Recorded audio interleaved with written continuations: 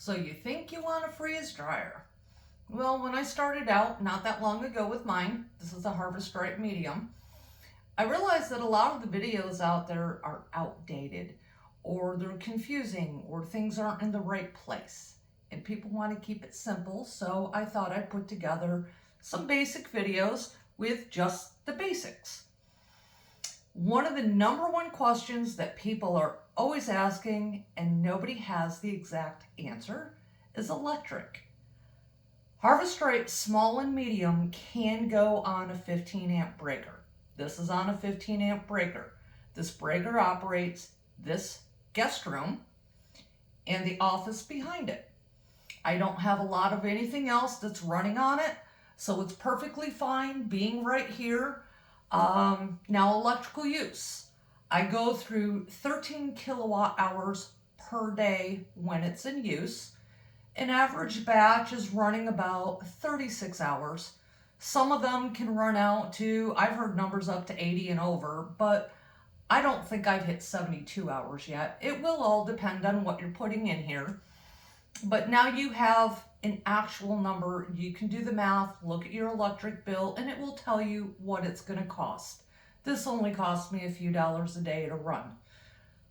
How many days you're running it? Well, that's going to be up to you. When we're going to get started, and you don't have to buy one to do this, get the app. Harvest Stripe has a fantastic app. You can download it. You don't have to log in or anything else initially. You can learn a lot about the freeze dryer and the process right in the app. It's gonna have recipes. It'll tell you how to do Skittles, how to do soup, how to do your meals, how to do vegetables, and it's gonna give you some ideas in there. When you do get the dongle, if you wish to get the dongle, these only work on the latest 2 versions of machines. You can put all that information on your cell phone and send it straight to the freeze dryer. So it's really convenient that way, but you don't require it. It just makes it handy. I will say, do look at that app and review it. Next up, the table. I have mine on a stainless steel cart. I've seen these on coffee tables. That's fine. As you know, I have room on the other side of this. Now, one thing about the stainless steel table is these feet, and there's only 4 tiny feet. They will dimple the top. So you're going to want to put something like a coaster. I just have wood shims underneath mine. That keeps it level, and it keeps it from dimpling that table. The reason for that space on that side, when I get the trays and I pull them out of the freezer, I have a stack of trays, and yes, I do have the tray stackers that are very, very handy. I can set my trays down right here where the door's open, and then I can load the trays in. When I'm done, and it's time to clean this machine after I've defrosted it, I can pull that entire rack out. The electric cord is still on there, still connected. I'm not fumbling around with it. I can set it right down beside here. I can clean it here. I can redo that electrical cord, put it right back in the machine. I'm not fumbling around at all. Certain you've watched videos by now where people are holding it, plugging it in, trying to balance it. By having this space, I'm not worried about it. I did buy myself this inexpensive kitchen island. I love it. It has drawers. I can keep my OA in there. I have my scale. Yes, you need a scale. You want your scale to weigh in grams or greater. You will be weighing everything in grams. I have my oxygen absorbers in here. The very basic things. Another drawer, I have my Mylar bags. Beneath that, I have towels. You will want towels handy. These, when you run them, you are going to get some humidity drips that are going to come down. I just put a cotton towel down there and it takes care of it. You at some point are going to have a spill. Now, I bought an inexpensive throw rug to put down in front of here. That way I'm not getting the carpet in this room. I can take that throw rug out, I can wash it, no problems, no fuss, no muss. It just seemed like an inexpensive insurance policy for me. On my stainless steel table, I have my pump, the oil, small filter for the oil. I have my disinfectant wipes, and I have my drain pan. The pump has to be at the level of the freeze dryer or below it. You can put it safely below it, but you just cannot put it above.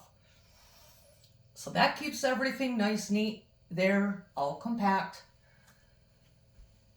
This is my storage. Now, one thing when you watch these videos is, yes, you're going to be buying things and you're going to be storing things, and you have to be prepared for that. You're thinking about your pantry, but you're not thinking about the Mylar bags or the mason jars. And you will be purchasing other containers. It does not have to be as expensive or as elaborate as people make it out to be.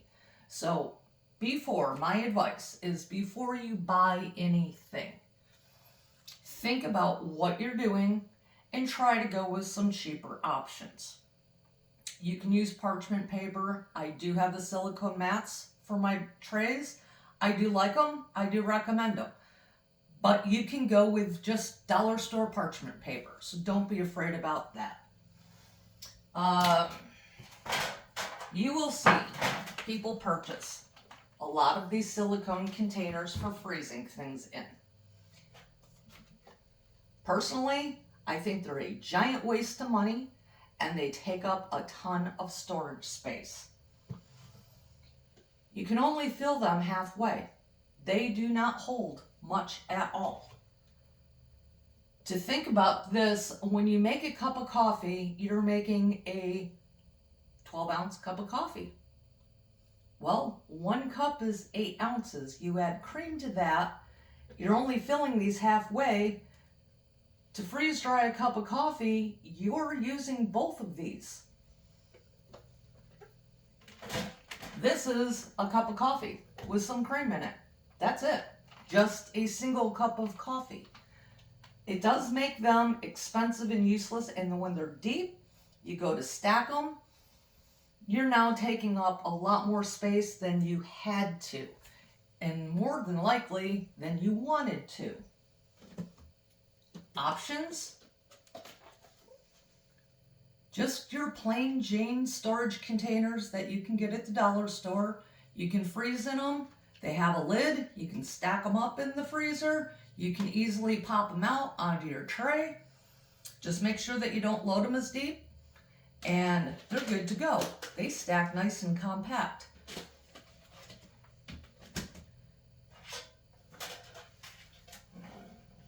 Other ideas that you have are just your cake pan and your brownie pan from the dollar store. So for $1.25, and you can figure out any way you want to stack these up into your freezer. That assumes that you want to do things in your freezer. You don't have to pre-freeze anything.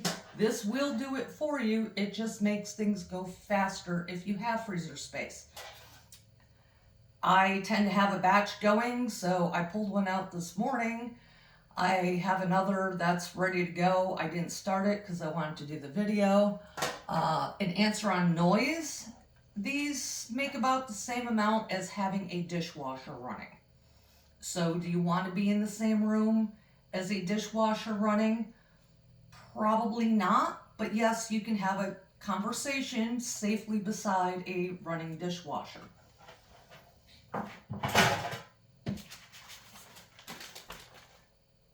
You want generic gallon size bags. The reason for these is when you go to turn something into a powder, your broth that you do, I just got done doing strawberries in these. When you put things in your food processor or your blender to turn it into a powder, the heat generated off of those blades makes things sticky at the bottom. So you're kind of backing up. You just spent all the time to get things dry. Now you're adding heat and moisture to it. These work just as easily and super cheap at the dollar store. Things that you do want and you know you want. Cleaning supplies. This is a bottle brush and it fits in here nice and easy. So I can clean that out, brush it. I don't want it bristly because there's a heating pad under each one of these trays. There's a heating element. So I don't want it rough, but I don't want it like a duster either. And this works out really nice. I use vodka to clean. Other people, they use vinegar. You just don't want any heavy detergent. And all this is for wiping down the inside and whatnot.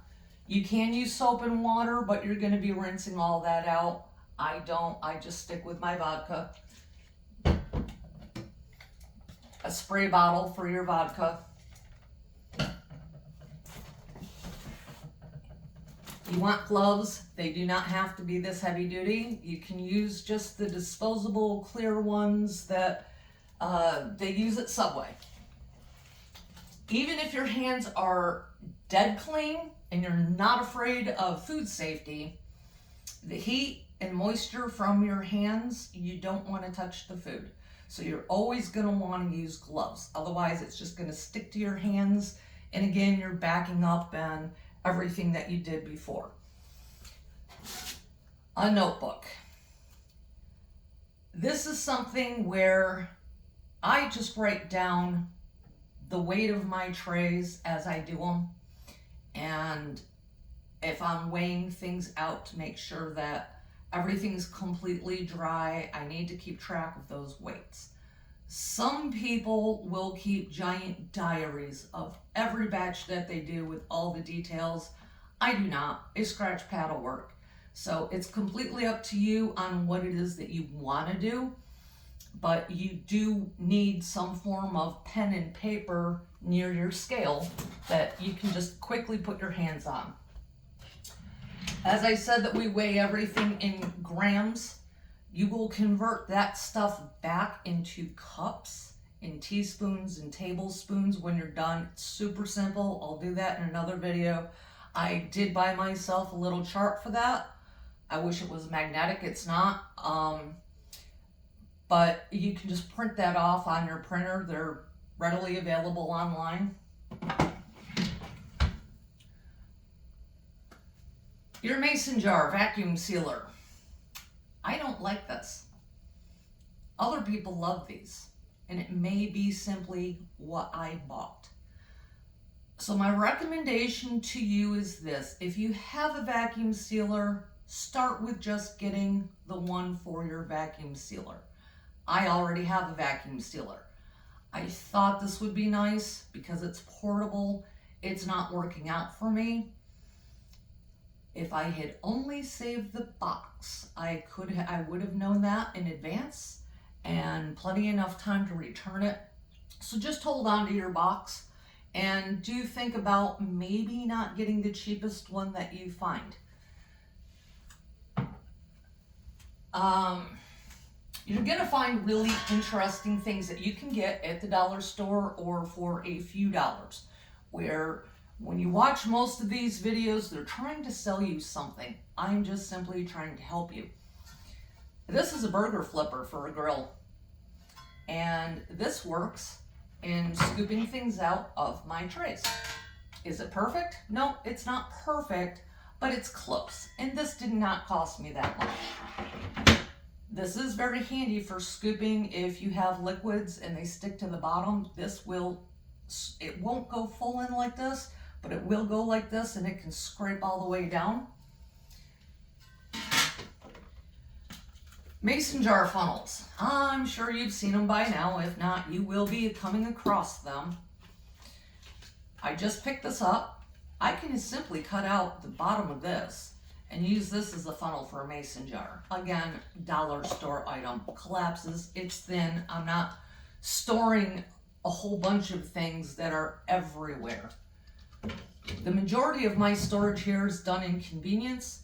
I have Skittles in here. I have mason jars. I have mason jars in this side opening. Couple other things that I found. This big bowl, and it has a little pour spout. Again, I don't know if it was $1.25 or $1.75. The entire tray will fit in here, has the pour spout. It will fill a bag. You can carefully, or you can scrunch it to get into a jar. Another little find of mine, the tray fits in here nicely. This is the large. I can close it like this and it will pour out into a jar just nicely. You do not have to spend the fortune of every little item. And say you start here, you can say, oh, okay, I'm doing that all the time. So now maybe you do want the more expensive, the Harvest Right brand. There's other brands that are making side items for the Harvest Right. You might want them, you might not. Don't start there because it's too confusing. You don't even know where exactly you're going to end up when you start freeze drying, because you might have bought it for your vegetables and you might have decided, oh, I want to do camping dinners, or you might want to do candy and you're not, and it explodes on you. So keep it very simple, keep it affordable, and you're not going to have any problems. If I decide I don't like them, I can give them away and go buy what it is that I did want. There is also, if you have a 3D printer, if you know someone that likes you, that has a 3D printer, because 3D printing is time consuming, so it's not like you can ask a casual acquaintance, but there are many free print files out there for half of these accessories. So go take a look of those online. That's pretty much it. I just wanted to cover the basics for now and hope you enjoyed. So hit like and subscribe. Thank you.